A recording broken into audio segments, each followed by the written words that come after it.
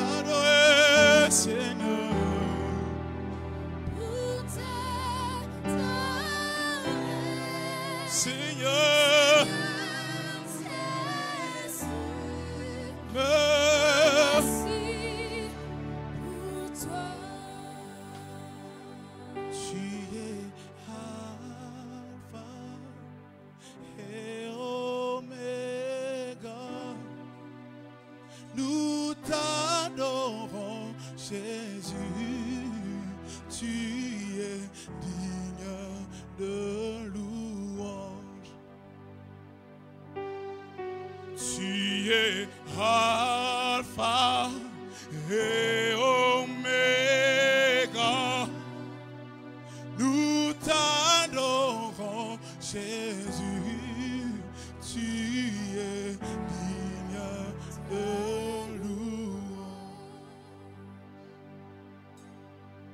Tu es Alpha, Seigneur. Oméga. Nous t'adorons, nous t'adorons, tu es.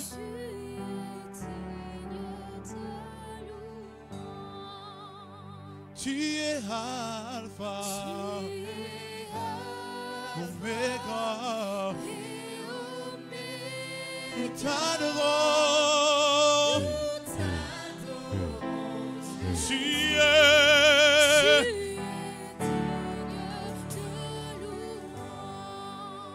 Tu es Alpha, Oméga, nous t'adorons. Tu es. Oh, sois glorifié, sois glorifié, Seigneur. Nous t'adorons. Tu es. Oh, sois glorifié, sois glorifié, Seigneur. Nous t'adorons. Tu es. Sakeyama saterema, yamama sakelombre, osike mataka, ubebebe shaka, l'ombre ketalia, sashikatema. Sois glorifié, Seigneur. Sois élevé, Jésus. Sois exalté, oh Dieu. Sois exalté, Seigneur. Sois glorifié, Seigneur. Sois glorifié, oh Dieu. Digne d'être élevé, Jésus. Digne de louange, Seigneur. Sois glorifié, oh Dieu. Sois glorifié, Jésus. Sois glorifié, Seigneur. Sois glorifié, Dieu de gloire. Tu es. Oh, sois glorifié, sois glorifié, Seigneur. Nous t'adorons. Tu es. Oui, sois glorifié, sois glorifié, Seigneur. Nous t'adorons, Jésus.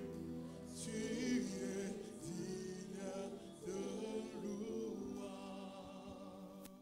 Gloire à Jésus, nous sommes là. Nous sommes là pour l'adorer, nous sommes là pour l'exalter. Nous sommes là surtout pour l'entendre.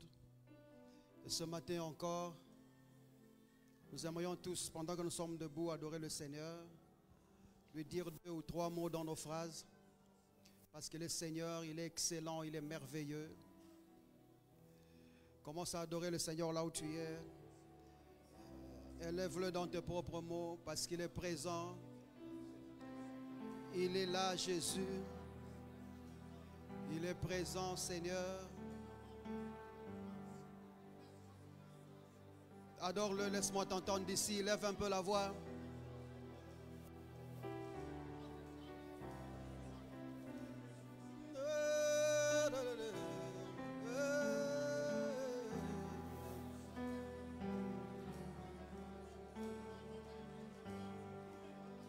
Adore le Seigneur.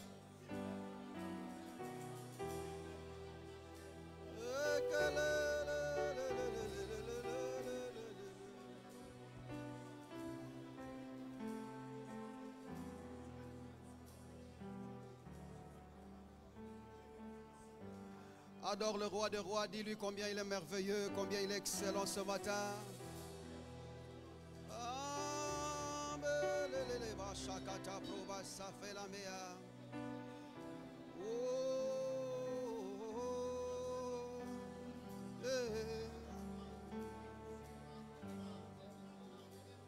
Nous t'adorons, Seigneur. Nous t'élevons, Jésus. Nous magnifions ta présence, au roi des rois. Tu es merveilleux, ô notre Dieu. Sois exalté, ô notre Père. Alléluia, alléluia, alléluia, alléluia. Oh,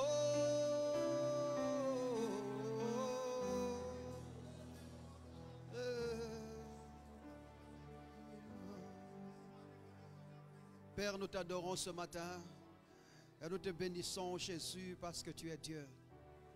Nos cœurs, nos âmes, nos esprits, Seigneur, sont alertés. Alertés par ta présence et conscients de qui tu es dans nos vies et surtout conscients de ce que tu as fait pour nous. C'est comme ça qu'ensemble avec mon frère et ma soeur en ces lieux, nous sommes venus pour t'adorer, Jésus. Et surtout reconnaître que tu es la raison pour laquelle nous sommes réunis en ces lieux ce matin. Merci pour les bien-aimés qui sont en route. Et merci pour ceux qui sont en ces lieux, qui se sont donné la peine, Seigneur, d'être là. Ma prière est que tu ouvres nos cœurs, nos esprits et notre entendement. Surtout que tu diffuses en nous la bonne compréhension de cette parole. Parce que nous aimerions bien être changés. Pendant que nous te contemplons dans cette parole, être changés de gloire en gloire, comme par le Seigneur l'Esprit. Et nous croyons que c'est possible, Seigneur, par ta parole. C'est comme ça qu'au Père de gloire, notre entendement est ouvert et disposé à t'entendre. Que cette parole qui sera prêchée aujourd'hui soit sémée dans l'esprit de quelqu'un. Afin que nous puissions sauver nos âmes, Seigneur. Merci Jésus. Merci au Père de gloire. Nous prions que toi seul sois le Maître, le Seigneur en ces lieux. Et que toute autre chose puisse être en silence parce que le Seigneur est au milieu de nous. C'est comme ça que nous te bénissons, Seigneur. Que ton nom règne en ces lieux. Que ton nom domine en ces lieux. Que ton nom trouve place en ces lieux. Tu es notre Seigneur. Nous nous humilions à ta majesté. Nous nous rabaissons à ton autorité, Seigneur. Et nous confessons que tu es Seigneur sur nos vies. Merci Jésus. Merci au Père de gloire. Mais une chose est certaine, qu'au-delà de tout et de tout ce que nous traversons, Seigneur, avec toi nous sommes plus que vainqueurs. C'est comme ça qu'au Jésus je te remercie. Je te bénis ce matin encore une fois. Que tes grâces et tes bienfaits abondent au milieu de nous. Que quelqu'un m'aide à faire ces déclarations avant d'entrer dans la parole de Dieu ce matin. Nous le faisons de tout cœur parce que nous savons qu'il est présent au milieu de nous. Père, je te suis reconnaissant de ce que tu m'as jugé digne de me confier ta parole. Je suis né par ta parole. Je vis par ta parole. Au-dessus des circonstances et de toute autre situation. Je sais, Seigneur, que je gagne toujours. Je réussis toujours. Et je prospère toujours. Selon ce que dit ta parole. Dans le nom puissant de Jésus. Est-ce qu'on peut acclamer ce Seigneur des Seigneurs, ce Roi des Rois? Merci beaucoup, merci. Acclame le Seigneur encore plus fort. Et pousse des cris de joie si c'est possible. Merci beaucoup. Bonjour à tous. Je vais demander à vous tous d'occuper les places. Ne laissez pas une place devant vous parce que nous avons modifié les heures de culte et il est possible que les gens viennent après vous parce que nous commençons un tout petit peu avant. Et ces chaises-là sont en train de grécher aux dents, donc évitez de les tirer parce que ça nous dérange dans les dents ici. Donc j'espère que la tranquillité du Seigneur va faire en sorte que nous sommes là. Donc occupez la place qui est devant vous pour que personne ne passe devant vous. Et vous voyez, dans l'église, il faut pas être orgueilleux pour rien. On te demande change de place. Change de place, ça coûte rien. Papa, ça coûte quelque chose? Ça coûte rien du tout. Un, ce n'est pas chez toi. Deux, tu n'as pas acheté la chaise. Trois, il y a déjà un service ordonné. Les protocoles te disent occupe la place de devant. À moins que tu aies un enfant que tu allaites, mais ou sinon occupe la place qu'il faut au nom de Jésus. Ça va jusque-là? Je peux recevoir un bon amen comme ça on avance dans la parole de Dieu. Cet amen là, ça c'était pour moi. Est-ce qu'on peut recevoir amen pour Jésus-Christ? Alléluia. Amen. Bien, on peut entrer dans la parole de Dieu. Nous sommes en train de parler de phronesis et la prière. Et par phronesis, nous avons dit que phronesis c'est la sagesse de Dieu, ou l'une des sagesses de Dieu.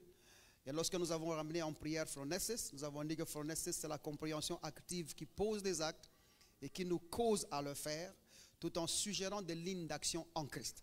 C'est la sagesse de Dieu qui pose des actes et qui nous cause à le faire, tout en suggérant des lignes d'action en Christ. Et à cela, nous avons dit que cette sagesse, elle est en réalité la compréhension de Dieu ou de ce que Dieu a fait pour nous en Christ, qui nous positionne dans la réalité de vie en Christ. C'est-à-dire qu'il y a une réalité de choses en Jésus-Christ, et pour le vivre, il faut cette compréhension-là que nous appelons phronesis. Vous êtes encore là ce matin? Bien. Cette compréhension phronesis, c'est elle qui rend possible les choses que Dieu a fait pour toi en Christ et les ramène dans ta propre vie. Et c'est important que nous puissions faire confiance à cette compréhension-là et faire confiance à cette sagesse de Dieu-là pour fonctionner dans les choses telles que Dieu veut que nous les voyions. Sinon, nous passerons à côté. C'est comme ça que jeudi, nous étions là, nous avons dit que tout ce qui est mal compris, c'est vit mal. Tout ce qui est mal compris, c'est vivra mal. Vous ne pouvez pas prétendre bien vivre. Si vous voulez tenir les enfants, là, ça me dérange un tout petit peu. Ça, je sens d'ici. Remettez les enfants à leur mère, c'est toujours bien. Je dis que ce qui se vit mal, ou ce qui se comprend mal, se vivra mal. Et ça, c'est le problème avec nous tous chrétiens. Nous avons très mal compris la chrétienté, ou très mal comprise la chrétienté. C'est comme ça que nous n'arrivons pas à la vivre à la dimension, par exemple, des apôtres. Et pourtant, vous devez comprendre que les apôtres n'ont pas les mêmes niveaux de compréhension que vous. Parce que leur temps, et par rapport à la manière dont le Saint-Esprit est en train d'expliquer tous les jours, nous devons normalement être plus cultivés spirituellement et dans des choses de Christ que les apôtres. C'est-à-dire ici nous devons avoir plus que Paul, nous devons avoir plus que Pierre, nous devons avoir plus que Jean. Pourquoi? Parce que la révélation de Christ, elle est progressive et elle devient plus claire au fur et à mesure que nous évoluons dans la parole de Dieu. Quelqu'un me comprend jusque-là? Alors maintenant, nous ne vivons pas effectivement dans des choses de Jésus-Christ parce que nous ne comprenons pas. Nous les avons mal compris.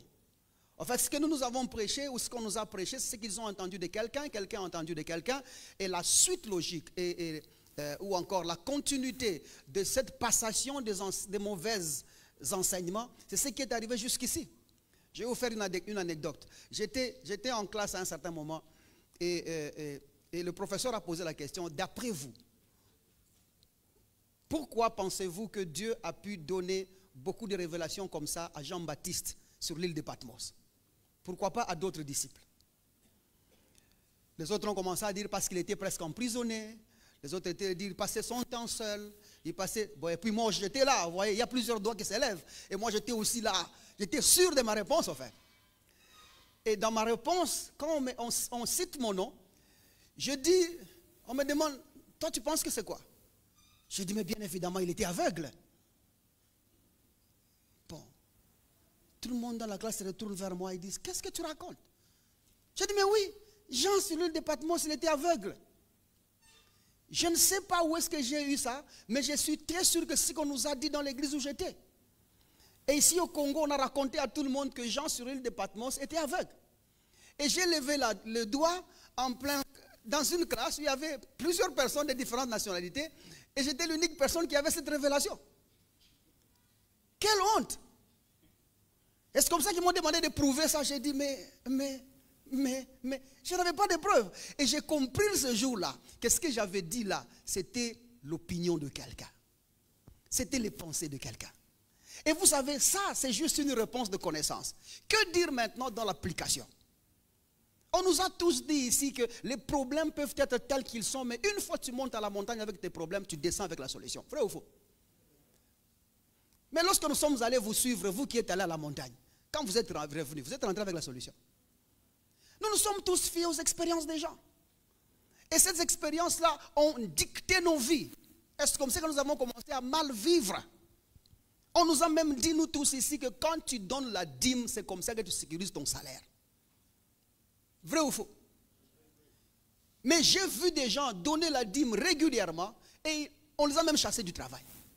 Pourquoi ça fonctionne chez les uns et ça ne fonctionne pas chez les autres? Quand vous parlez, vous posez cette question à celui qui a dit ça, il a dit non, peut-être que le frère là n'a pas marché dans l'esprit. Il a donné la dîme dans la chair. Vous êtes avec moi jusque-là? Et comme il a donné dans la chair, c'est comme ça qu'il avait ouvert la porte au diable et le diable l'a attaqué. Ah bon? N'avez-vous pas dit que la dîme protégeait? J'ai donné ma dîme, pourquoi est-ce que le diable m'a attaqué? Non, c'est parce que tu es dans les péchés. Mais bien évidemment, Dieu, tout ce qu'il fait, la Bible dit, il le fait sans reproche. Comment c'est seulement autour du frère que Dieu a commencé à le reprocher et a permis au diable de le faire quelque chose?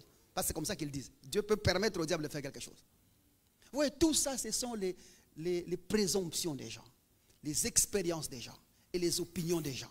C'est comme ça que notre souci dans cette ère ici, qu'on le veuille ou pas, Jésus va reprendre sa place.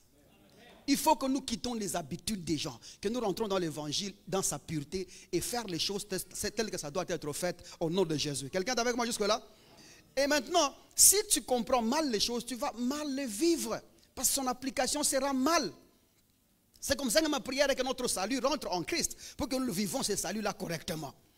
Et aussi, il faut savoir que ce n'est pas une église qui détermine le message.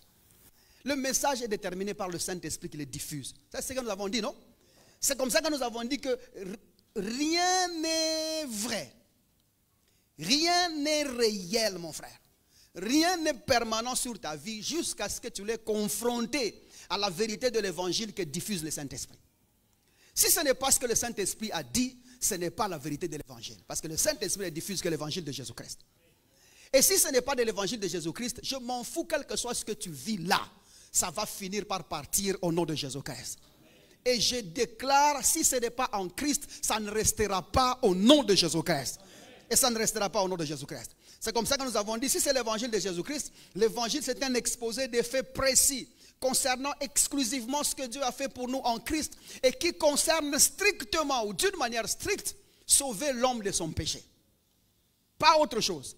L'évangile ce n'est pas autre chose. C'est comme ça que quelqu'un m'a dit, pasteur, pourquoi est-ce que tu ne prêches pas la foi?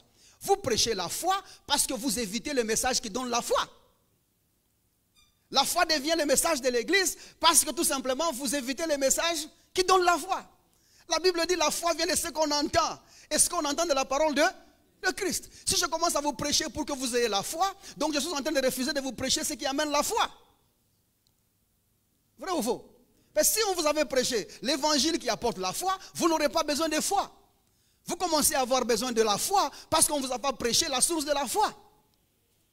Et bien évidemment, la foi, que j'aille directement, le chrétien ne vit pas par la foi. Nous ne vivons pas par la foi. Ne me comprenez pas mal, parce que je sais qu'il y a un verset là qui dit presque le contraire. Quand vous allez le lire contextuellement, vous allez comprendre ce que je veux dire. Le chrétien ne vit pas par la foi. Le chrétien, il est dans la foi. Nous sommes dans la foi du Fils de Dieu.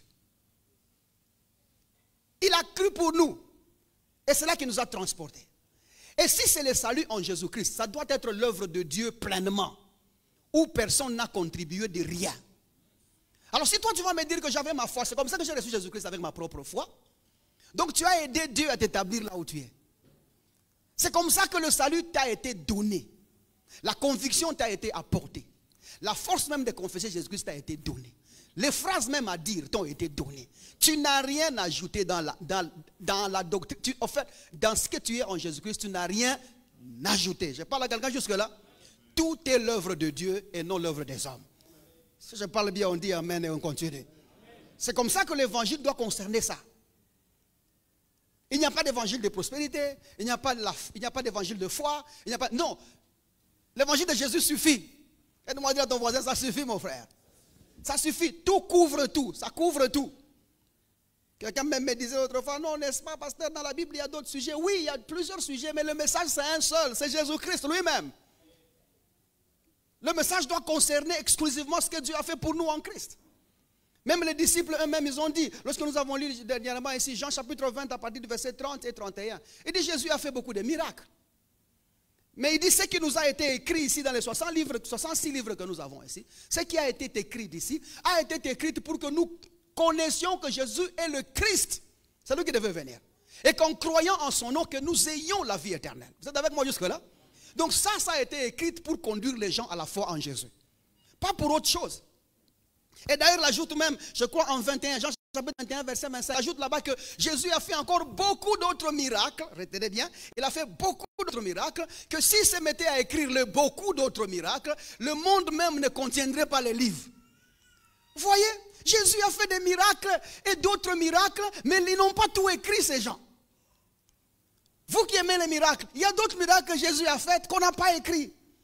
Quel est le message que les disciples nous annoncent? Ils nous disent que le Jésus que nous vous avons amené n'est pas un faiseur de miracles, mais un sauveur des hommes. Ce que nous devons retenir, c'est que Jésus c'est un sauveur des hommes, pas un faiseur de miracles. Parce qu'avant que Jésus ne soit là, il y avait déjà des miracles sur terre. Pour votre information, les aveugles voyaient avant que Jésus ne vienne. On chassait même les démons avant que Jésus ne vienne.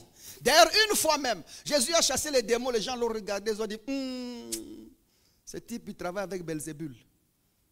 Vous pensez qu'ils ont cité Belzébul pour rien? Parce que ceux qui ont travaillé avec Belzébul sont venus avant, ont appliqué presque la même méthode que Jésus. Et c'est comme ça qu'ils l'ont identifié. Les démons les avaient chassés avant que Jésus ne vienne. Les miracles se faisaient avant que Jésus ne vienne. Les paralytiques marchaient avant que Jésus ne vienne. Donc Jésus n'est pas une exclusivité d'actes miraculeux. Et on en faisait déjà. D'ailleurs, du temps de Moïse, là, vous avez vu Moïse, il jette sa canne, il croit que là c'est l'impression des impressions, ça change en serpent. Je m'imagine Moïse dire à Aaron, tu vois, ils vont sentir. Et puis, le temps qu'il dit ils vont sentir, regarde là où il y avait son serpent. Plusieurs autres serpents étaient là. Ce n'était pas exclusif. Ce sont des choses des hommes. Les miracles, ça se fait déjà tout le temps. Vous êtes avec moi jusque-là? Jésus ne veut pas être connu comme faiseur de miracles. Il veut être connu comme sauveur des hommes. Vous êtes avec moi jusque-là? Dieu ne l'a pas envoyé pour faire des miracles. Dieu l'a envoyé pour sauver le monde tout entier. Et c'est là une fois pour toutes. Quelqu'un est avec moi jusque-là? Ayant dit ceci, ça nous amène donc à une branche qu'on peut ouvrir aujourd'hui. Donc la légitimité d'un homme de Dieu ou d'un envoyé de Dieu ne réside pas sur le fait qu'il peut chasser les démons, qu'il peut faire des miracles ou qu'il peut prophétiser. Ce n'est pas moi qui l'ai dit. C'est-à-dire que ce n'est pas parce que quelqu'un a prophétisé qu'il est un homme de Dieu. Ce n'est pas parce que quelqu'un a fait des miracles qu'il est un homme de Dieu. Ce n'est pas parce que quelqu'un qui a chassé les démons qu'il est un homme de Dieu. Mais quelqu'un est homme de Dieu. La Bible dit parce qu'il aurait fait la volonté de Dieu. Et ressuscité d'entre les morts. Quelqu'un est avec moi jusque-là? C'est-à-dire ce qui légitimise un ministère, ce n'est pas ce que tu fais, mais ce que tu dis qui concerne Jésus-Christ. Comme homme de Dieu. Si je parle bien, on dit amen et on avance jusque-là. C'est comme ça que quelqu'un a dit non, pasteur, ne vois-tu pas? Parce que vous ne connaissez les Écritures de la puissance de Dieu. C'est quoi la puissance de Dieu? Paul dit, je n'ai point honte de l'évangile, car c'est une puissance pour le salut de quiconque croit. La puissance de Dieu, c'est l'évangile de Jésus-Christ. Et non les démonstrations, là, les choses qui se font. D'ailleurs, si on va là-bas, je pense que les versets qu'ils ont pris, ça doit être en 1 Corinthiens chapitre 2. Voyons un peu là-bas. Et d'ailleurs, Paul, dans le même chapitre, il l'explique bien. 1 Corinthiens chapitre 2.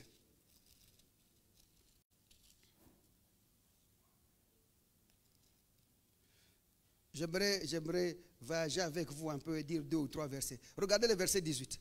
Car la prédication de la croix est une folie pour ceux qui périssent, mais pour nous, on parle bien de la prédication de la croix. C'est ça, non? Mais pour nous qui sommes sauvés, elle est une puissance de Dieu. C'est quoi la puissance de Dieu? La prédication de la croix, l'évangile. La puissance de Dieu, ce n'est pas faire tomber les gens. Parce que les gens tombent sans puissance de Dieu. Vous ne voyez pas les catcheurs tomber. C'est la puissance de Dieu. En fait, quand vous regardez le combat de catch africain que nous avons ici, ce ne sont pas les démons qui se battent entre eux. Quand vous voyez un autre catcheur sauter les rings et commencer à fuir, ce n'est pas un démon qu'on a chassé. C'est un démon qu'on a chassé. Vous voyez la démonstration d'un démon qui prend la fuite devant un autre démon. Donc on ne chasse pas les démons seulement avec l'esprit de Dieu. On peut aussi chasser les démons avec un autre esprit. Parce qu'il n'y a qu'un seul royaume qui peut fonctionner comme ça, c'est le royaume du ténèbre. Le royaume du ténèbre, on peut s'entrechasser. Je vous laisse un peu réfléchir. Ça va jusque là? Je parle lentement parce qu'on m'a dit, toi tu parles trop vite.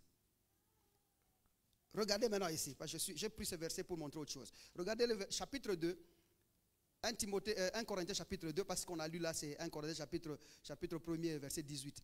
Maintenant regardez 1 Corinthiens chapitre 2, regardez le verset, on parle au verset 4. Il dit, ma parole et ma prédication ne reposaient pas sur les discours persuasifs de sagesse. Discours persuasifs de sagesse, ici Paul pointe à la pensée des hommes. Ça va? À la démonstration de la pensée des hommes. Mais il dit, lui, quand il est venu parler, sa parole ne concernait pas le discours persuasif de la sagesse, mais sur une démonstration de l'esprit et de puissance.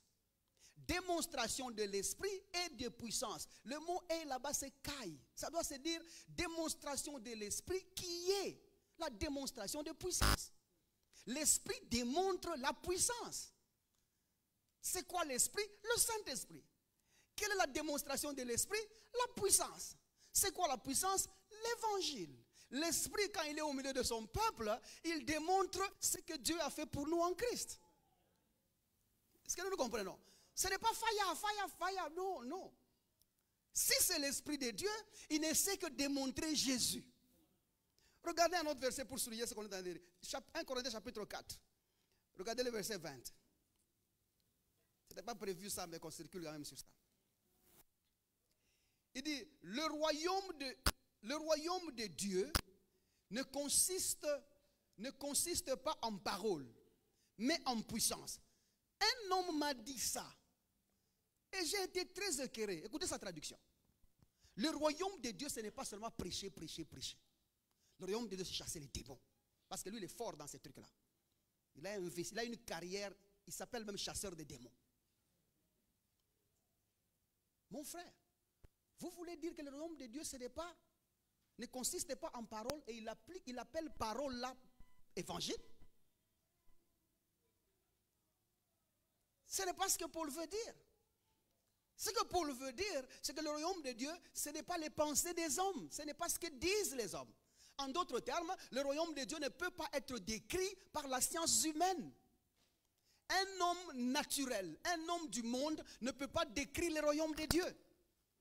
Mais il dit la description du royaume de Dieu ne peut être décrite qu'en puissance ou par la puissance. Et la puissance, c'est l'évangile. Il n'y a que l'évangile qui peut décrire le royaume dans lequel nous sommes. Une personne du déant ne peut pas. C'est ça le contexte de Paul. Verset 21. Que voulez-vous?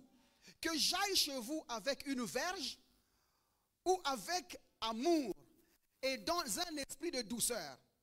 La verge, c'est le fouet des hommes. C'est ce que les gens disent. Venir vous dire seulement des choses. Mais il ajoute, il dit, j'aimerais bien venir chez vous avec amour dans un esprit de douceur. Quelle est la parole qui diffuse l'amour dans un esprit de douceur? L'évangile. De quel amour parlons-nous? C'est de l'amour de Dieu qui est diffusé dans la douceur. Est-ce que nous sommes ensemble jusque-là? C'est-à-dire, quand tu prends ça, tu dis que le royaume de Dieu, vous êtes prédicateur. Comme l'autre l'a dit, non, moi Dieu ne m'a pas appelé à ça. Moi je suis dans la démonstration. Moi je viens ici pour voir. Les autres là viennent pour prêcher. Moi je viens pour voir. Parce que moi, il ne m'a pas appelé pour parler. Il m'a appelé pour démontrer la puissance. Ça, ce sont des erreurs. C'est comme ça que la Bible dit, vous êtes dans l'erreur, car vous ne connaissez ni la puissance, ni les Écritures, ni la puissance de Dieu. Si vous la connaissiez, vous ne parlerez pas de la même chose. Je peux recevoir un bon amen, comme ça on continue jusque-là.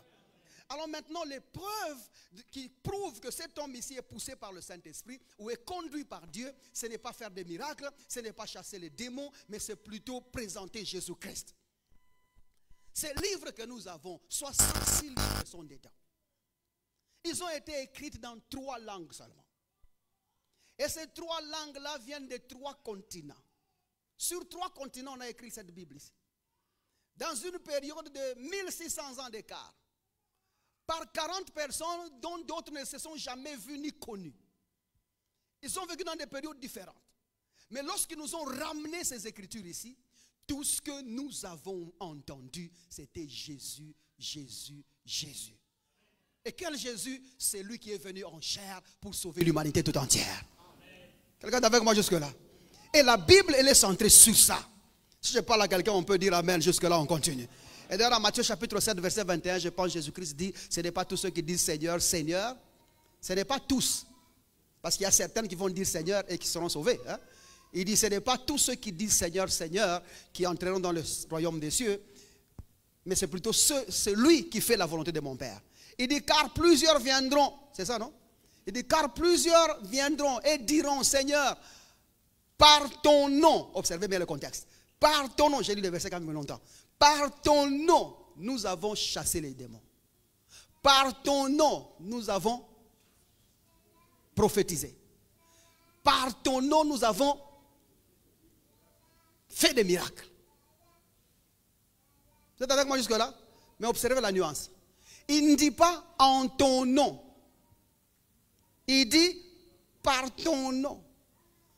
Le par là veut dire que le nom de Jésus a été comme un outil qu'on a utilisé pour faire quelque chose avec. Vous êtes avec moi jusque-là? Mais attention, Jésus n'est pas l'unique personne sur terre qui porte le nom de Jésus. Vous avez déjà pensé à ça? Jésus n'est pas l'unique personne sur terre qui porte le nom de Jésus. Alors si quelqu'un vient par le nom de Jésus chasser un démon, cela ne prouve même pas qu'il est venu de Dieu. Parce que ce n'est pas tous ceux qui appellent Seigneur, Seigneur Jésus, ok, qui viennent de la part du Seigneur. Et ce que Jésus-Christ dit est très important. Parce que même, il y avait un joueur là, je crois qu'il était mexicain, il s'appelait... Hein? C'est qui? Gabriel Jesus. Il est mexicain ou brésilien? Brésilien. Gabriel Jesus. Donc je peux venir là au nom de Jésus, c'est Gabriel Jesus. Même Gabriel Jesus, quand il envoie son petit frère pour aller retirer l'argent, c'est la mère de Gabriel Jesus. Il arrive là-bas, je suis venu prendre l'argent au nom de Gabriel Jesus. Et on lui donne au nom de Jésus. Lequel Jésus? Gabriel Jesus qui l'a envoyé. Vous êtes avec moi jusque-là? Donnez-moi votre attention ici. Donnez-moi votre attention ici. Même chez nous au Congo, nous avions un monsieur qui a travaillé avec les ex-présidents et puis il est revenu même dernièrement, mais il est décédé dans le régime passé ici. Papa Kitenge Yezu. Lui aussi, quand il envoie quelqu'un prendre quelque chose en son nom, le monsieur qu'on a envoyé, il va dire Yesu m'a envoyé. Vrai ou faux? Il vient aussi au nom de Jésus. C'est-à-dire que maintenant, ce n'est pas parce que tu utilises le nom de Jésus ou tu cites Jésus que tu es forcément avec nous. Nous saurons que tu es avec nous parce que tu ne peux que dire ce que Dieu a fait pour nous en Jésus-Christ. Je reprends. Tu ne peux que dire ce que Dieu a fait pour nous en Christ. Quelqu'un qui n'annonce pas Jésus-Christ n'est pas poussé par le Saint-Esprit. Si c'est le Saint-Esprit, il parlera de celui qui est venu en chair, celui qui est mort pour nous, celui qui est ressuscité qui a été dans le tombeau 3 jours et 3 nuits et qui est ressuscité le 3e jour et qui aujourd'hui est glorifié. Attention, il ne termine pas comme ça. Il doit aussi te dire, sa mort c'était ta mort, son ensevelissement, ton ensevelissement, sa résurrection, ta résurrection, sa glorification, c'est ta glorification. Selon qu'il est dit, il nous a ressuscités ensemble avec lui et nous a fait asseoir ensemble avec lui. Ça c'est une partie que l'Église ne nous a pas laissé comprendre parce que l'Église nous a dit tout simplement, il y a un Jésus qui a fait des choses et il y a moi qui est à côté qui a besoin de ce Jésus qui a fait des choses. Et pourtant c'est parce que la Bible enseigne, la Bible dit, il y a un Jésus qui a pris ma place, avec lequel je suis mort, avec lequel je suis ressuscité et avec lequel je suis assis sur le trône. Celui qui règne c'est moi, c'est lui. Quelqu'un est avec moi jusque-là? Tu vois, quand tu as cette manière de penser, cette manière de comprendre l'évangile, tu n'appelleras au fait combat spirituel, ça n'existera même pas. Quand tu penses comme ça, la Bible dit, papa, nous avons été placés, élevés, posés loin au-dessus des principautés, des dominations, de toute autre force. Nous sommes au-dessus d'eux, nous régnons sur eux. Enfin, les sorciers des sorciers, c'est nous autres ici. Quelqu'un me comprend jusque-là? Mais si on nous avait dit ça avant, nous penserions autrement. Nous sommes plus forts que la force même. Nous sommes plus grands que la grandeur même. Parce que celui qui habite en nous ne peut pas se situer dans le vocabulaire de ce qui se passe sur terre. Nous sommes plus grands. Aide-moi à dire à ton voisin, je suis plus grand au nom de Jésus-Christ. Non, ce n'est pas parce que quelqu'un vient au nom de Jésus-Christ qu'il forcément est envoyé par Dieu. Nous saurons qu'il est envoyé par Dieu. La Bible dit, à ceci vous connaîtrez l'Esprit de Dieu. Tout esprit qui confesse Jésus venu en chair est de Dieu. Donc si la personne vous évite Jésus et vous parle d'autre chose, cette personne-là n'est pas envoyée par Dieu. S'il est envoyé par Dieu, il parlera de Jésus-Christ. Suis-je clair jusque-là? Aide-moi à dire à ton voisin, est-ce que tu as compris ce que le pasteur a dit là? Est-ce comme ça que ce n'est que par cette vérité-là? Et ça devient important que cette compréhension en Christ puisse nous limiter et nous délimiter dans les choses que Dieu a fait pour nous en Christ. Il y a des acquis que nous avons eu en Christ qui ne peuvent être limités que par cette compréhension. Et j'ai dit, même notre distinction d'être, d'avoir et de posséder n'est possible et vrai que lorsque vous le comprenez en Christ. Tu n'as rien si ce que tu penses avoir ne peut pas être défini en Christ. Tu n'es rien si ce que tu penses être n'est pas défini en Christ. Et tu ne possèdes rien si ce que tu penses posséder là n'est pas venu de Christ. Si tu possèdes des choses qu'on ne peut pas décrire en Christ, c'est vanité de vanité. Quelqu'un me comprend jusque-là? Tout ce que tu as doit être Jésus-Christ. J'ai dit bien, tout ce que tu as doit être Jésus-Christ. Est-ce comme ça que je vous ai posé la question jeudi ici? Comment d'abord tu as su qui tu es sans avoir vu Jésus?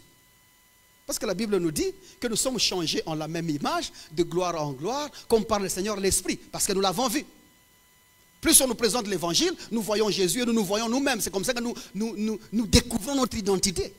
Il n'y a pas une découverte d'identité en dehors de Jésus-Christ. Ce que tu es doit être Jésus-Christ. Aujourd'hui, j'aimerais mettre l'accent sur ça, parce que je sais où nous partons. Ce que tu es doit être Jésus-Christ. Maintenant, si tu deviens autre chose que Jésus-Christ, tu risques d'avoir un Jésus dans ta vie qui est soit ton grand frère, soit ton protecteur, soit quelqu'un qu'on appelle, soit une force d'intervention rapide, tout simplement un fétiche. Ça va? Et c'est comme ça que vous voyez les gens, ils se comportent avec Jésus comme tu les provoques et dis, attention, moi je suis un enfant de Chibambe. Chibambe, on ne joue pas avec lui. Nous les Chibambe, on ne s'amuse pas avec nous. Ah bon? Est-ce comme ça qu'ils veulent faire avec Jésus aussi? Oh moi je suis un enfant de Dieu. On ne joue pas avec moi. Je suis un enfant de Dieu. Tu ne te connais pas. Un enfant de Dieu n'a pas besoin de se présenter. À sa présence, tout genou fléchit. Si tu commences à vouloir nous expliquer qui tu es, donc nous savons que tu n'es rien. Regarde avec moi jusque-là. Les gens doivent vivre avec toi. Sans que tu leur dis quelque chose, ils disent quelque chose n'est pas normal avec toi. Tu n'es pas comme nous. Tu ne fais pas des choses comme nous. Tu ne parles pas comme nous. Est-ce que nous le comprenons? Parce que tu n'as pas besoin de te présenter. Ce qui est de chez nous est de chez nous.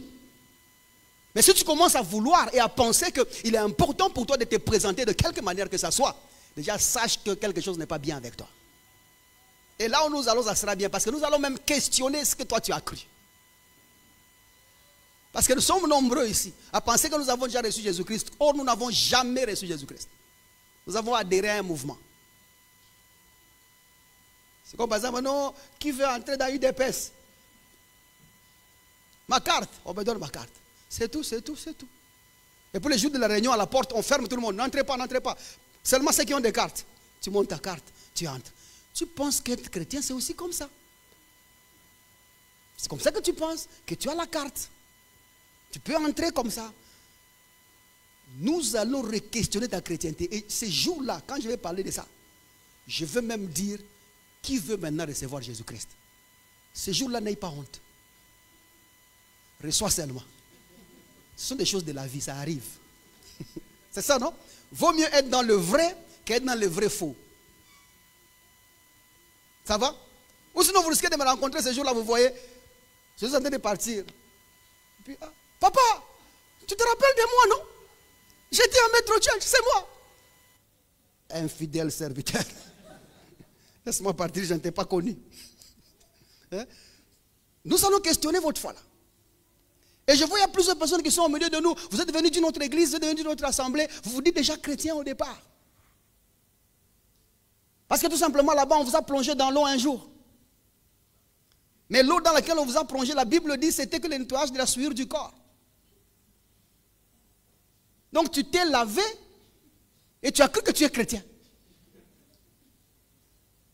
Et nous qui nous lavons tous les jours ici, devant tes yeux, d'ailleurs, tu dis que nous sommes des enfants.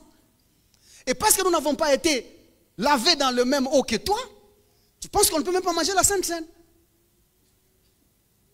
Et la Sainte Seine là que vous mangez. Hey! Arrêtons là. Ça risque d'aller loin. Arrêtons là. Arrêtons par là. Et ça, ce sont des choses que nous devons fustiger. Sortir ces habitudes-là qui dérangent l'église. Quelqu'un est venu me suivre là un jour avec humilité de cœur.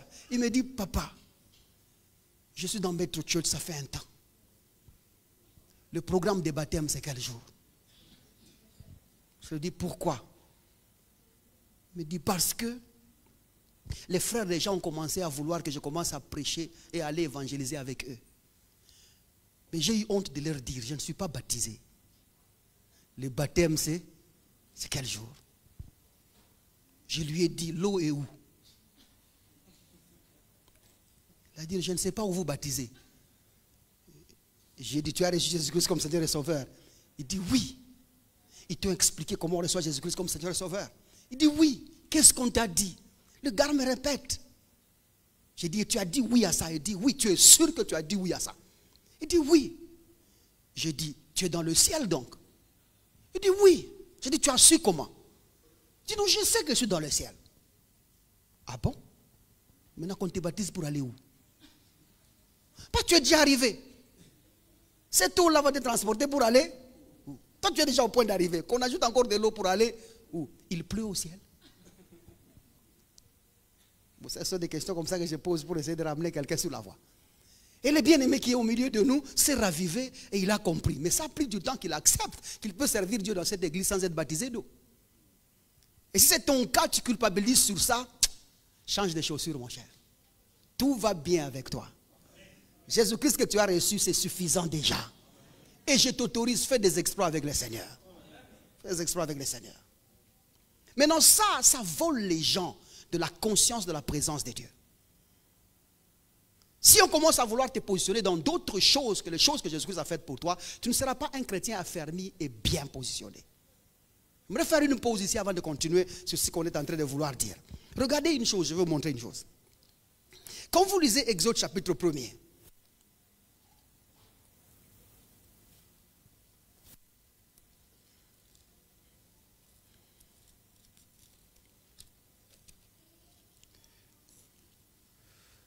que Dieu vous bénisse vraiment, que Dieu bénisse quelqu'un.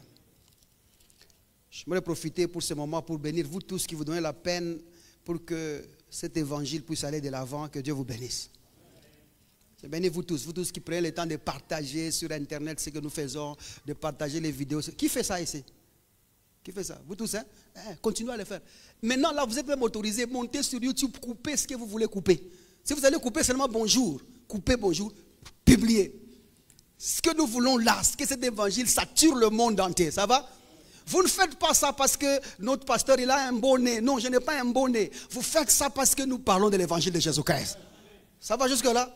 C'est comme ça, il y a des frères qui sont en Europe, partout là, qui s'engagent à faire ça. Par exemple, notre bien-aimé Antoine qui est en Belgique, là, il fait ce travail. Et je lui ai dit, mon cher, pousse, bouscule, bouscule. Il y a une autre sœur aussi qui fait la même chose. Papa, vous tous qui êtes là, bousculez, poussez, poussez. Cette religion doit mourir. Nous devons le caconoifier.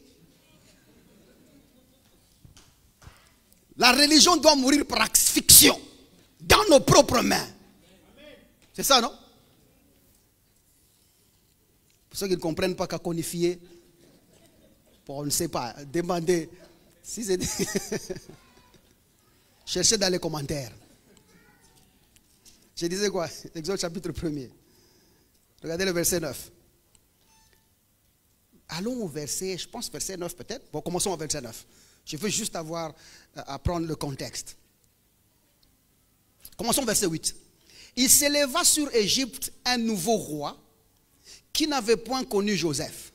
Comme pour dire, il y avait à l'époque de Joseph un roi qui avait des accords particuliers avec Joseph. Bien évidemment, ça concerne le peuple de Joseph. Ça concerne le peuple de Joseph. Et ces rois-là, des générations et des générations sont passés par là.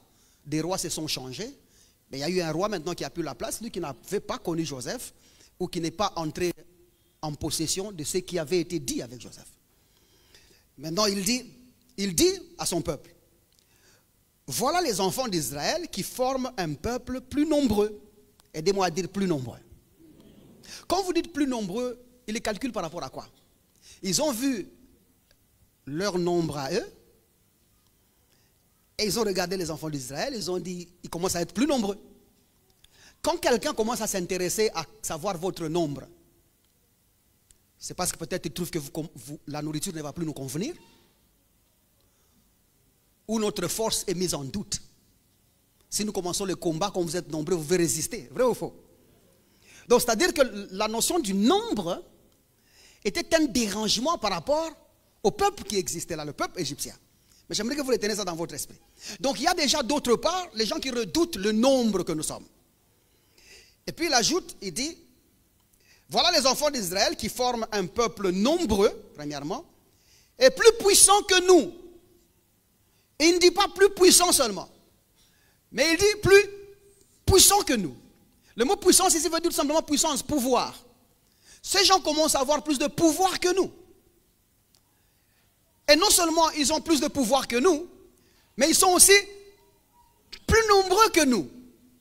Quelqu'un me comprend jusque-là? Observez, on va arriver. Il dit, allons, montrons-nous habiles à son égard. Le son là, c'est le peuple. À son égard. Empêchons qu'il ne s'accroisse et que s'il survint une guerre, donc le nombre et la puissance, c'était en prévision de crainte d'une guerre. Vous êtes avec moi jusque-là? Il dit, s'il survint une guerre, ils se joignent à nos ennemis pour nous combattre et sortir ensuite du pays. Bien. Vous venez de lire ici que les gens qui sont supposés avoir mis en esclavagisme les enfants d'Israël pensent de leurs esclaves qui sont plus nombreux, qui sont plus puissants et qui peuvent par eux-mêmes, si seulement ils se fâchent, les taper et sortir. Vous savez combien de choses? Ceux qui ont bloqué les enfants d'Israël, eux savent que ces gens sont plus nombreux, que ces gens sont plus forts, et s'ils s'énervaient, ils risquent de nous frapper et partir sans problème. Mais les enfants d'Israël, quelques chapitres après, je ne vais pas les lire, allez lire. Seigneur, pourquoi nous as-tu abandonnés? Viens à notre secours. Viens nous sortir de ces chaînes. Viens nous sortir et nous libérer de l'Égypte. Viens nous libérer de la souffrance de l'Égypte. Les Égyptiens eux-mêmes disent, ils deviennent nombreux, plus puissants. S'ils s'énervent, ils peuvent partir d'eux-mêmes. Quelqu'un commence à voir ce que je suis en train de vouloir dire ici? Ça, c'est ce que nous avons fait de l'Église. Nous avons communiqué à l'Église une identité qui ne leur appartient pas. Et une dépendance qui ne correspond pas à qui ils sont réellement. Dieu sait que vous êtes un peuple puissant. Dieu sait que vous êtes nombreux. Dieu sait qu'il n'y a aucun lien, aucune chaîne qui pourra vous retenir dans quoi que ce soit. Mais parce que personne ne t'a dit, tu appelles Dieu. Parce que personne ne t'a dit que tu avais la force qu'il fallait. Mais mon travail ici, c'est de te dire qu'en toi là, il y a le plus grand que tout ce qui est sur la terre.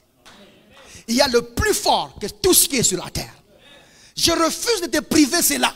Parce que si je te prive cela, la maladie va prendre la force. Les liens vont prendre la force.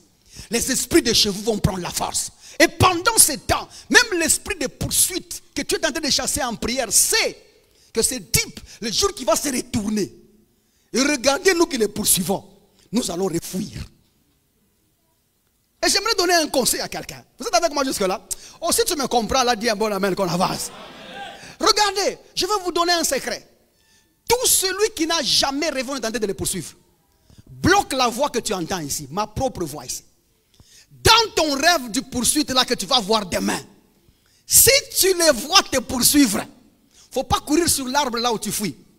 Parce que l'arbre un jour va tomber. Souviens-toi de ce que je te dis. Arrête-toi, tourne-toi et regarde qui te poursuit. Et tu verras la suite. Il y aura des bandades sur des bandades. Parce que le poursuiveur ne veut jamais être identifié. Demain, arrête-toi. Tourne-toi et regarde celui qui te poursuit. Même l'esprit de poursuite sait que tu es plus fort que lui. Mais il te poursuit parce que tu ne sais pas que tu es plus fort. Il t'attaque parce qu'il sait que tu ne sais pas. Au fait, ce que l'Église a fait, c'est faire un ministère du diable. L'Église a été ambassadeur de Satan, en train de communiquer une information de terreur aux gens, afin que le diable puisse dominer. Ça n'a profité qu'au diable. C'est comme ça que Paul dit, c'est pourquoi il y a parmi vous beaucoup de malades, beaucoup de faibles. Le mot infirme veut dire faible là-bas. Et plusieurs sont morts. Tu t'imagines combien de gens sont morts sans avoir entendu ce que je vous dis aujourd'hui?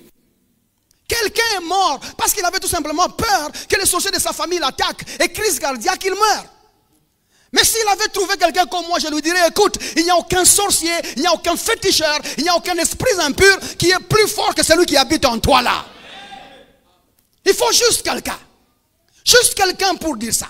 Juste quelqu'un pour dire que Golgotha a suffi. Juste quelqu'un pour dire que la croix a suffi. Juste quelqu'un pour dire que le tombeau 3 jours et 3 nuits, il est vide maintenant. Juste quelqu'un pour dire que Jésus a tout accompli. Juste quelqu'un pour dire que le péché, la mort et sa force ont été cloués une fois pour toutes. Juste quelqu'un pour dire que la loi, les ordonnances ont pris fin à la croix de Golgotha. Juste quelqu'un pour te dire ça. Parce que si on ne te dit pas ça, tu vas souffrir. Et tu auras des difficultés. Vous êtes avec moi jusque là? Observons un texte et on finit par là. Vous ne savez pas ce que le diable sait de vous. Il sait que vous êtes un peuple élu, un sacerdoce royal. Il sait que vous êtes un peuple puissant. Le diable sait qu'il ne peut même pas passer sur votre couloir. L'ennemi sait que depuis que tu as aménagé dans ces quartiers-là, c'est fini, il ne passera plus. Tu n'as pas besoin de 500 anges à 500 mètres carrés. Non, c'est petit ça comme surface de protection en Jésus-Christ. La Bible dit tu es caché avec Christ en Dieu. La Bible ne dit pas que tu es la lumière dans le ténèbre. La Bible dit que tu es la lumière du monde. Ta présence c'est l'éclairage. Mais parce qu'on t'a dit non, tu peux appeler Yaya Yesu. Hein? Et il y a une chose chanson là, qu'il faut, les jours que vous allez chanter ça ici, c'est les jours que votre carrière va finir. Aïe, aïe, aïe, aïe, Sabaote défend ma cause. Moi ces païens là, auxquels on a donné des micros là. Tu vois, ce sont des choses comme ça, qui nous inculquent que nous sommes vraiment sur des problèmes.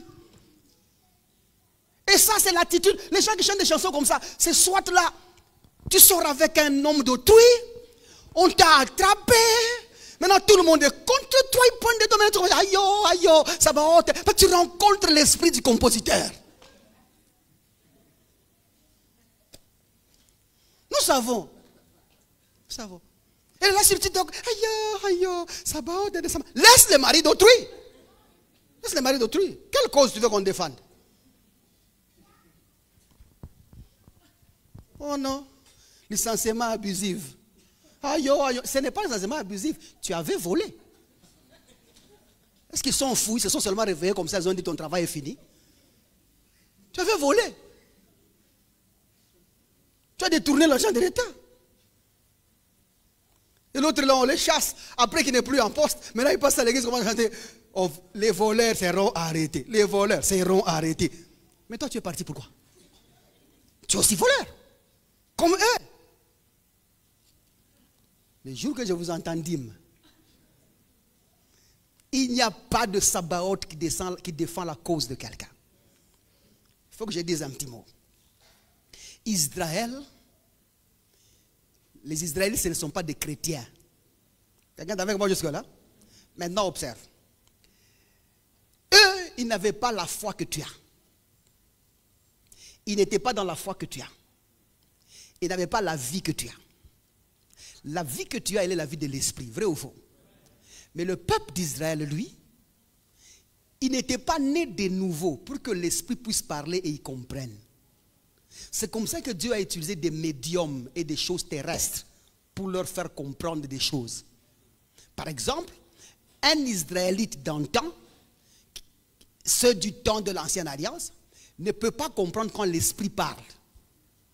Parce que c'est spirituellement qu'on discerne les choses de l'esprit. Mais eux étaient tous pécheurs. Ils n'étaient pas nés de nouveau avec l'esprit de Dieu pour comprendre le langage de l'esprit. Quelqu'un me comprend jusque-là? C'est comme ça que chez eux là, quand il y avait combat, ils allaient dans la guerre physique. Ok? Leur héritage, c'était une petite terre là qu'on appelle Israël là. C'était une terre physique. Mais toi et moi, nous ne sommes pas dans les physiques.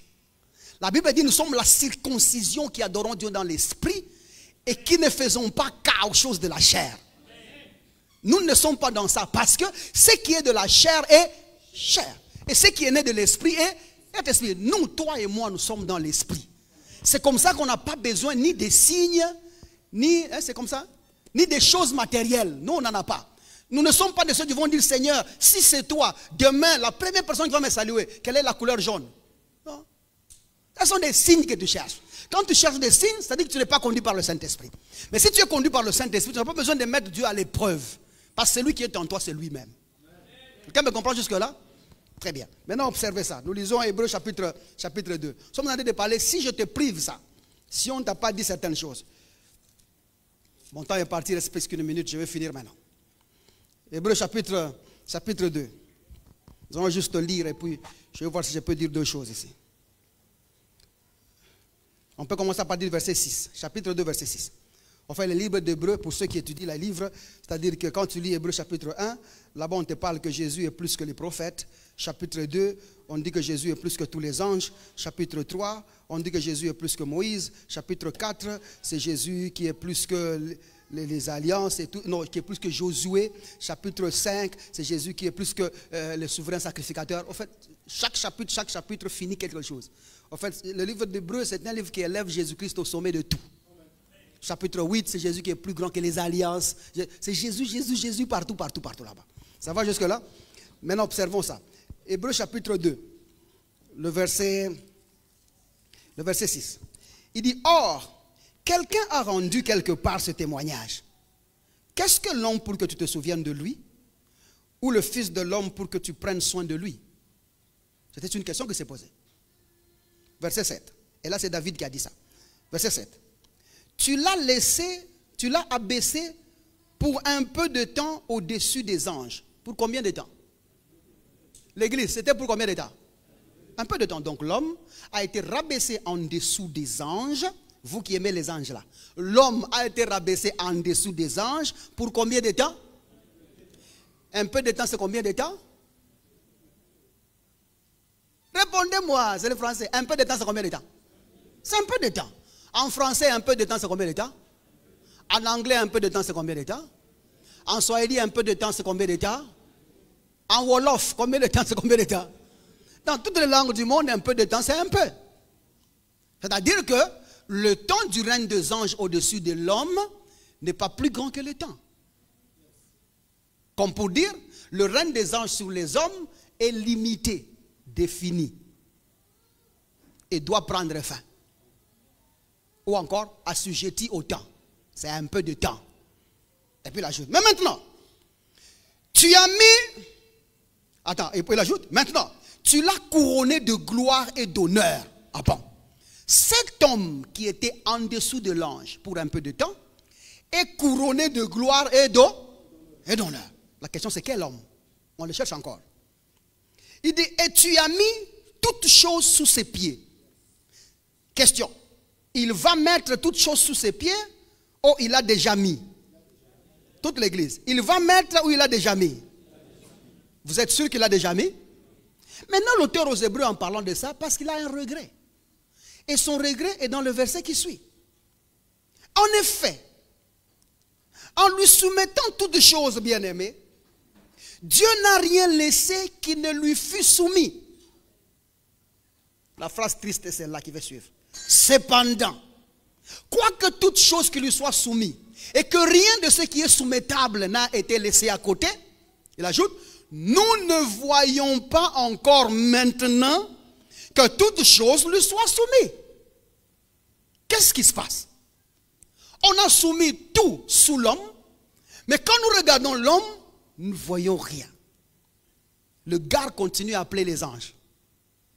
Le garde continue à avoir l'eau bénite. Le garde continue à se oindre l'huile et à renverser l'huile dans son bureau avant de travailler.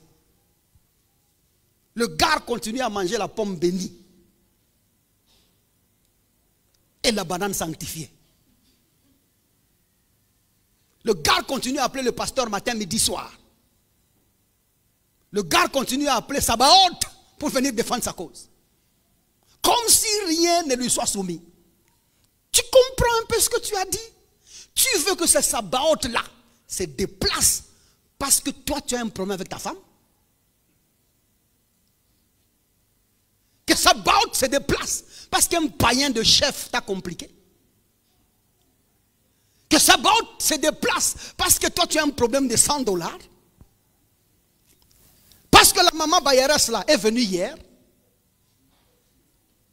sabbat. Tu comprends la sabbatologie? La taille de celui que tu invites dans ton problème là. Si tu connaissais qui il était, tu ne l'appellerais pas. Quelqu'un me comprend jusque là? Si seulement tu savais, tu ne l'appellerais pas. Tout est soumis. Pourquoi l'appelles-tu encore? Et puis il ajoute, verset 9. Mais, celui qui a été abaissé pour un peu de temps, au-dessous des anges, Jésus, nous le voyons couronné de gloire et d'honneur, à cause de la mort qu'il a soufferte, afin que, par la grâce de Dieu, il souffrit la mort pour tous. Au cas où tu n'as pas compris que tu es ce Jésus-là qui est couronné de gloire, on dit afin qu'il souffrit la mort pour tous. Mais pour que quelqu'un comprenne plus clair que c'est Jésus dont on parle là, c'est toi. 3. Hébreux chapitre 3. Regardez le verset 14. Je vous attends. Dès que vous êtes là, dites nous sommes là. Hébreux chapitre 3, verset 14. Vous y êtes? Car nous sommes devenus,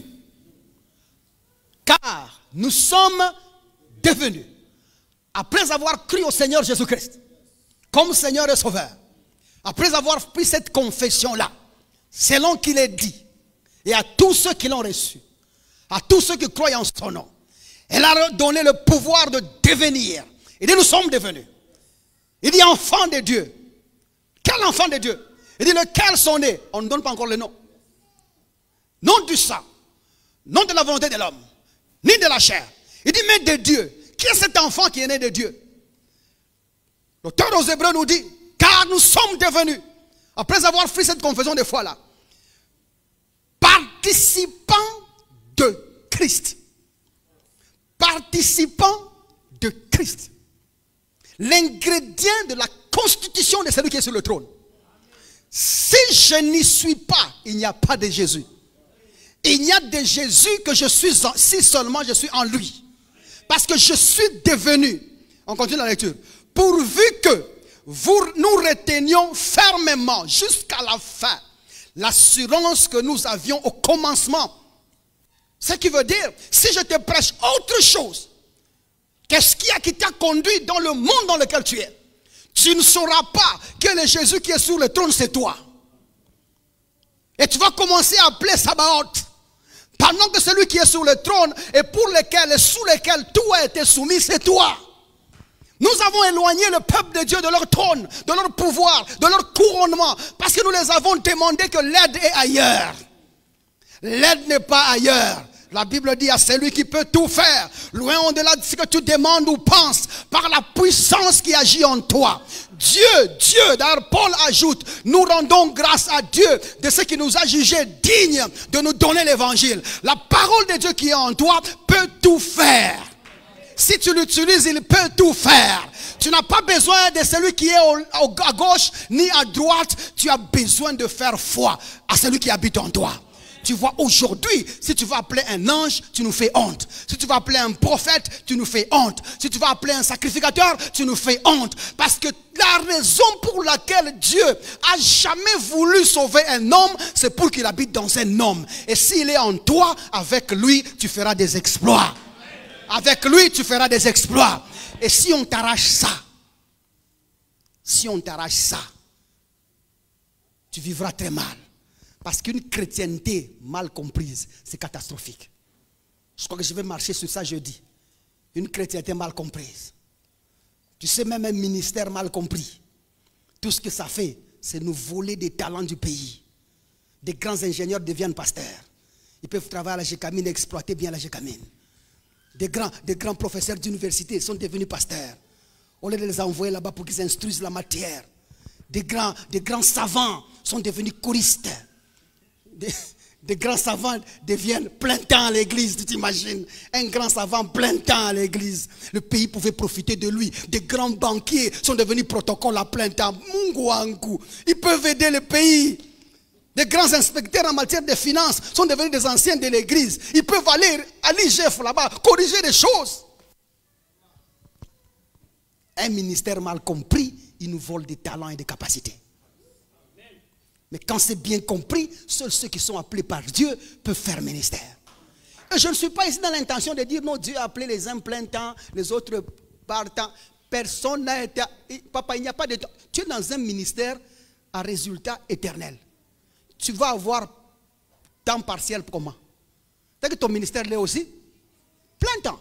Parce que ton ministère produit des fruits plein temps. Des fruits sont éternels. Le ministère doit être aussi.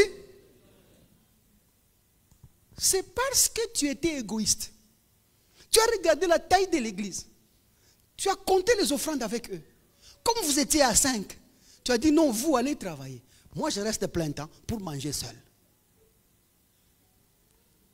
C'est comme ça qu'ils ont créé ces trucs-là. Des plein temps et temps partiel. C'est par égoïsme. Vous êtes avec moi jusque-là? Mais nous avons un hôtel dont ceux qui travaillent à cet hôtel-là n'ont pas reçu le pouvoir de manger. Va travailler. Commence un business. Ouvre une cabine des unités. C'est déjà un bon départ. Demain, RTL va te voir. Il aura pitié de toi. Va te donner un numéro crédit. Tu vas commencer à être distributeur des unités. Tu vas de gloire en gloire. Et ça va aller. Au lieu de rester comme ça, de commencer à manipuler les peuples de Dieu. Parce qu'un ministère, un pastoral mal compris, c'est la manipulation des enfants de Dieu. Tu vas les manipuler grave parce que tu ne comprends pas. C'est comme le prophétique mal compris. C'est ce qui se vit aujourd'hui. Prophétique mal compris. Regardez ce que nous vivons. Regardez ce que nous traversons. Les gens commencent à avoir des dégoûts. Dégoût seulement d'avoir un prophète avec eux. Et pourtant, quelle bénédiction pour un peuple d'avoir un prophète. C'est une bénédiction, je vous dis bien. C'est une bénédiction pour un peuple d'avoir un prophète. Mais si les prophètes d'aujourd'hui sont méprisés comme ça, c'est à cause du genre de prophète qu'ils ont choisi d'être. Ils ont choisi la mauvaise version du prophète. Il existe une bonne version du prophète qui est selon l'analogie de notre foi. Et c'est cette version-là que je veux à Metro Church. C'est cette version que je veux pour l'église du Congo. Pas une version de spectacle, pas une version d'exposition des gens. Non, je veux une version en Christ avec douceur, sensibilité de l'esprit et précision de Dieu. C'est celle que nous voulons. Oh non, il n'aime pas les prophètes. Non, j'aime les prophètes. La version du prophète que vous avez, c'est celle que je n'aime pas. Parce qu'elle n'est pas selon l'analogie de la foi. Et j'étais clair jusque-là. Si c'est clair jusque-là, maintenant observe. Ton ennemi sait que tu es fort. Les gens qui te poursuivent savent que tu es fort. Mais toi-même, tu ne sais pas. Mais je suis venu te dire ce matin que l'homme qu'on redoute sur toute la terre, c'est toi. Le danger de ce monde, c'est toi. C'est pour toi et à toi seul que Dieu, il est là. Il veut faire des choses avec toi. La Bible même dit le monde entier attend et soupire avec un ardent désir. Il attend la manifestation, la révélation des fils de Dieu. Mon frère, révèle-toi, révèle-toi, révèle-toi. Ça, c'est le temps où ta famille doit te voir. Ça, c'est le temps où le monde doit te voir. Montre-toi, annonce cet évangile, gagne les âmes et prêche partout. Sois quelqu'un que Dieu peut faire confiance. Quelqu'un est avec moi jusque-là? Dis avec moi, je plein de pouvoir au nom de Jésus. Je plein de pouvoir au nom de Jésus. Et si tu m'as compris, on acclame le Seigneur parce que notre temps est parti.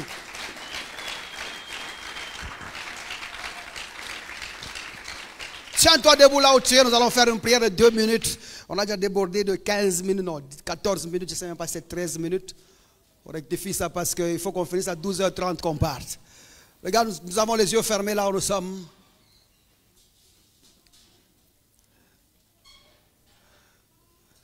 J'aimerais que tu regardes en toi-même. Il n'y a pas d'aide dehors. David disait, je lève les yeux vers les montagnes.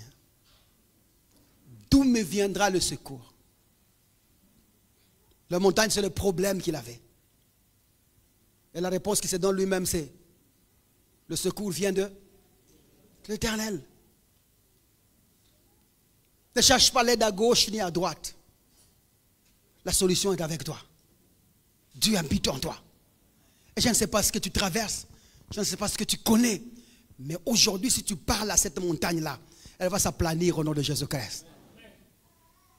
Dieu disait, ou encore le prophète disait à Zorobabel, Il dit, cette montagne, tu seras aplani. Tu seras aplani, car ce n'est ni par la force, ce n'est ni par la puissance ou le pouvoir de quelqu'un, mais c'est par mon esprit, dit le Seigneur. Cet esprit qui a plani habite en toi. Cet esprit qui a plané les montagnes est en toi. Et ce matin, j'aimerais que tu en fasses usage. Observez bien, la Bible dit clairement, ils sont remplis du Saint-Esprit pour annoncer. La plénitude, c'est pour la proclamation. Et c'est de la proclamation que viennent des miracles. Si tu proclames ce que Dieu a fait pour toi en Christ, les choses se font au nom de Jésus-Christ.